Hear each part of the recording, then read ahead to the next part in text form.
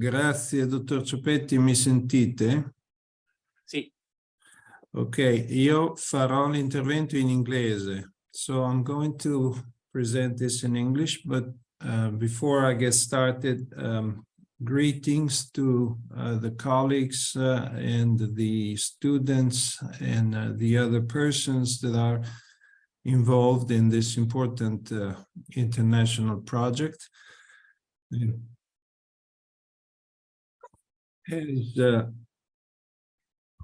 As has been already alluded in the presentation, I will aim the focus of my discussion here today on an example of how we can adopt solutions integrating many different technologies in novel combinations to address the issues that have been touched upon several times already this morning, namely the effect of climate change and the need to save on resources and improve the sustainability of agricultural production.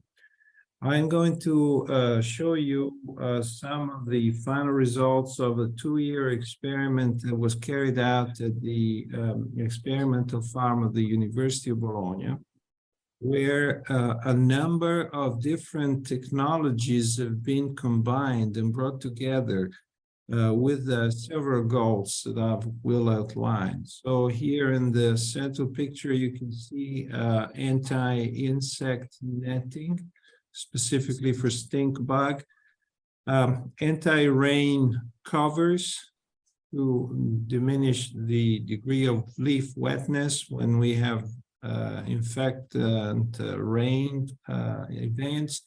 Of course, hail nets to protect from frequent storms that can damage the production. The orchard is an apple orchard where we grow one of the most valuable clones of Gala Buckeye, and in the background, not visible, rosy glow apples. So these are already three types of technologies that are available commercially to growers. I want to stress that this is not a scientific experimental site in the meaning of testing novel ideas and improving technologies, rather combining existing technologies by and large to achieve better sustainability in food production.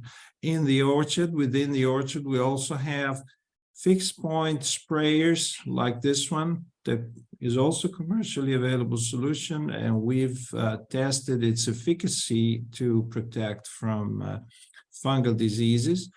The irrigation is 100% Internet of Things irrigation system. So I don't have the time to give all the details, but when I'm going to tell you about the water savings, everything was managed by a decision support system that had weather data coming directly from the orchard. And based on this information, it was controlling the pumps and the solenoid valves that you see here so that the proper amount of water would be applied. We also have had a strong emphasis on a novel generation of electric vehicles capable of autonomous navigation and of being able to cultivate the orchard. So, as you can see, a rather complex two-year-long project. This project was funded by European funds disbursed through regional government programs, the Emilia-Romagna regional government programs. It had about a 1.1 million euro budget with 800,000 contribution in the grant. There were 2 universities involved with 3 interdepartmental research centers And then Renova, also known formerly as CRPV, and the Canale Emiliano-Romagnolo. This is the irrigation project that was providing mostly the decision support system.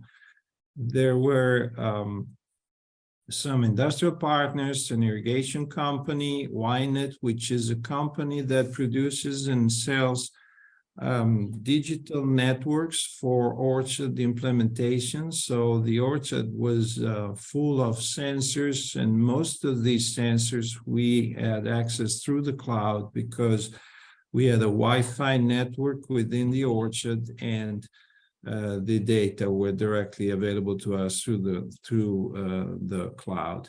And D-Rover is a startup which is developing the rover that I will show. There were also 4 grower cooperatives involved in the project. They had a day view look at the results of the project. These are the logos of all the different partners that I just described. So, how to explain the project very quickly. The name of it already tells you that we think that a smart adoption of technologies, therefore, we are focusing on specialized fruit production. Previous talks have talked about agritourism and other forms of agriculture. This is aimed at an economic activity that in our region is quite prominent, the existence of specialized orchards with a specific focus to production for sale. They need a lot of support because their economics are a bit shaky. All of this in the framework of sustainability. There is no question that everything we do has to improve the sustainability. And I always remind myself that sustainable is actually the combination of 3 elements: economic, environment, and ethics. So it's quite a broad statement here. So S3O is the acronym that we derived from this. There is a strong scientific background. Even though it is strong, it is not very known and not yet in the focus of many developers of orchard solutions. And the basic is that under climates like the ones that we have in the Mediterranean area, with very high light intensities for very long periods during the summer, our trees, our plants are under excessive light levels, which cause damages to the photosynthetic apparatus. This has negative effects on photosynthesis. We know that these damages can be repaired, but this is at the cost of products of photosynthesis. Therefore, when we expose our orchards, as we normally do, to the highest levels of light, because traditionally this has always been considered the stepping stone to achieve high yields, under our climates, we're really, in fact, causing them a damage that will cost them somewhere around 10% of daily photosynthesis to be repaired. If we could reduce the damage, then those products of photosynthesis could be used for yield production. Another aspect that it doesn't receive sufficient attention until now is that high light levels drive the need for water for plants, because when leaves are in high light levels, they will get hot very fast and they need to transpire water in order to be able to control their temperature. If we take light away from the leaves, then their need for cooling it will be decreased. Of course, there are limits in how much light we can take away, but we had very strong data suggesting to us that we could dramatically reduce light levels on apples, and you're about to see by how much. What we wanted to do was to reduce these light levels with commercially available materials so that growers could take up these approaches very rapidly if we could show that they work. And these technologies have not been combined in the way that we have with the goals that we have previously. So this is also very innovative, what we have done in this project. So the objectives of this project that were very bold from the beginning. We can say we're there yet, almost, starting from the beginning, a 100% electric orchard. We indeed have developed an autonomous vehicles and the charging system, including different types of batteries for different portions of the recharge process. We've combined these with 100% IoT irrigation, which is also consuming electricity. And we combined to them the fixed point spraying system, which runs on the same irrigation pump of the irrigation system. So it's not a doubling of the system, it's just a second use, another usefulness that we have added to the investment of the irrigation pump and distribution system. We also combined commercially available hail protection, rain protection, insect protection solutions, so that we put them together in a way that changed the climate inside the orchard. And this is the basis of what we've been able to achieve. And what we have achieved is we've been able to reduce by 50% the water used in irrigation without penalizing production, and we've maintained or increased fruit quality. We've also started, it's a little bit longer journey, this one, but we've started demonstrating the effectiveness of fixed point spraying systems to be able to better control diseases without using a sprayer and a tractor. And ultimately, this will lead to reducing the amount of pesticides and probably changing the types of pesticides that we can use. We're switching to much less environmentally damaging fungicides. So here are some of the pictures. When we wrote the project, we were testing photovoltaic plastics, as you can see over here. We wanted to use these materials because they could provide electricity while they were removing light.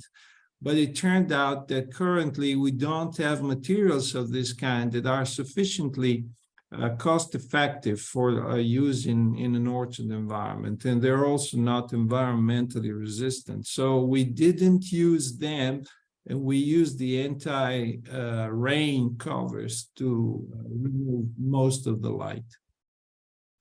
And so here's a look from above of the orchard. So this section has the triple cover plus the other things. Here we have just a regular hail net, and everything else is also going on under here. So we will discuss a comparison between the two sides. So under the hail net alone, light is reduced compared to the outside by about 20%. This is not any news. In our triple cover, we cut that light intensity by 50%. And this is what we wanted to do. We had physiological data that allowed us to think that we could go this way. But we also changed the pattern, because here you see there is a bell shape. Here we get to where we want, and we more or less stay at that level for the entire day. This is important. We never have very strong illumination of the canopy, direct illumination. There's always good diffuse radiation. So quickly, this is our autonomous vehicle. It's on tracks. It has the capacity to navigate by GPS with this receiver, and then it also can navigate within the narrow rows of an orchard, like this is only 2 meters apart. It gets to the orchard by GPS navigation, but within the orchard, the navigation by GPS is no longer possible. It doesn't see enough satellites in the GPS constellations to drive itself, but when it's here, it switches to obstacle detection using a LiDAR, which is here, and this is what it sees. So it is programmed to proceed in a direction where it doesn't detect obstacles like on the sides here. So this can carry a sprayer. You can see this is equivalent to a 3-point hitch for a normal tractor. So on this frame, we can apply a sprayer, and there is an electric engine here that will power the sprayer, or we can attach a mower to mow the grass, and it will also carry out those operations completely autonomously. This vehicle leaves its barn over in the background. It takes 5 minutes to drive itself to the orchard, and it starts working, and until the work is done or the batteries are running out, it will continue working. When it needs to go back to the barn, either because the work is done or the batteries need recharging, it does that automatically and then starts working again. This is a TRL of almost 8, so it's ready to enter production.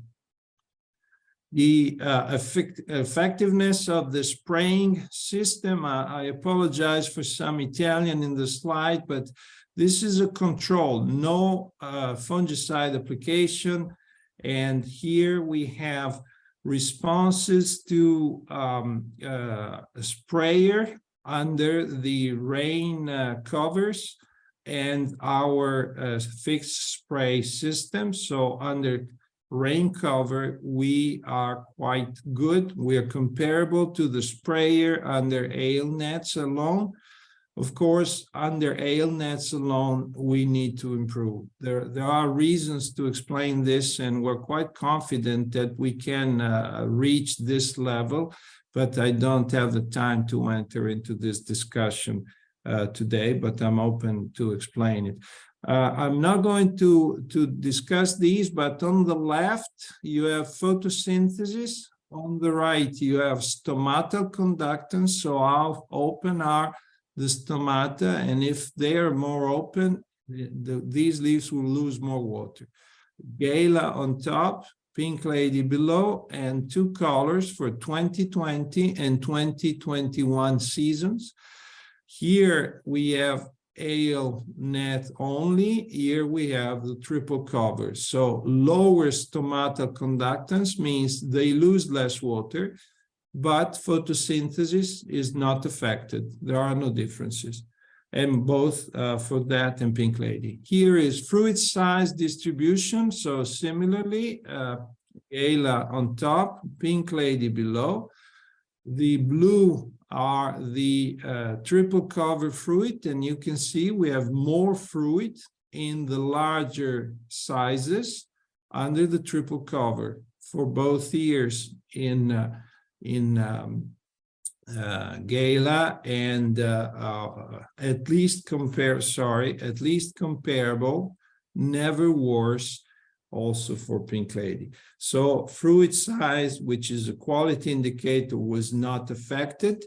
Here we can see it in grams per fruit again. So where there is a letter, you can see these two are the triple covers. We reduced by 30% or by 50% irrigation, and we are always larger than the hail net fully irrigated, or only 70%. So these would be a direct comparison, and this would be the extremes, 50% versus 100. So larger fruit where we apply less water, because here we simply allow too much water usage that doesn't respond to tree needs. The same could be said for the pink lady below. Quickly wrapping things up, what is the cost in this new orchard? Is it available, but is it also affordable? Well, we had a team of economists who ran all the economics, so I only have the numbers here to show that we did, but I want to draw your attention to these two bottom rows. The first figure you see is 45 euro cents per kilo for a standard orchard. If you adopted the triple cover and the pulsar system, you increase by 5 cents per kilo in your cost in a low production year. We had 2 years where we were hit by late frost, so we were medium and low yields. If you could think of a normal year, then the cost is actually lower for the triple cover because we remove the cost of the sprayer and the tractor for the sprayer, so that's major. I can comment on adopting the rover instead of a tractor, but that would take a little bit too much time. So these are the one part of the conclusions. Thanks to technology, the irrigation and Internet of Things and the spraying without having to take a tractor out with a sprayer and a driver allowed our management costs to be reduced. We did have an extra cost because the Keep in Touch rain cover. Keep in Touch is a commercial company, it's a commercial brand, which we just bought. This was an actual additional cost because hail nets are already there, and mostly people need to think about installing insect covers to protect. So I just showed you this 6 euro cents per kilogram is all that we added to the cost. Fruit quality and yield were improved 3 out of 4 times, but they were never reduced. So this is an example of how we can bring technologies to improve our sustainability. Imagine having removed the carbon footprint of the tractor in a solution like this, how important that will be. The orchard is still existing and we don't plan to remove it. So this is a standing invitation for everyone interested to come and visit us, learn how we manage it, because this is a high technology orchard and it should be well known before being adopted, but it can be adopted because the materials are all there. I want to stress that the strong physiological basis of this orchard apply, and this is possible for apples. This configuration will not work for peaches or for pears or for cherries or kiwi fruit. We know the configurations for these other crops, but we're a little bit behind in those other crops.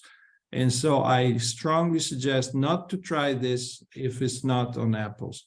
And you are welcome to come to see us in Bologna. This is the website where you can find a lot of videos and you can see with your own eyes what we've done. And the bottom is the first paper that has just come out from the results of this study. This is all I have, and I thank you very much for your attention.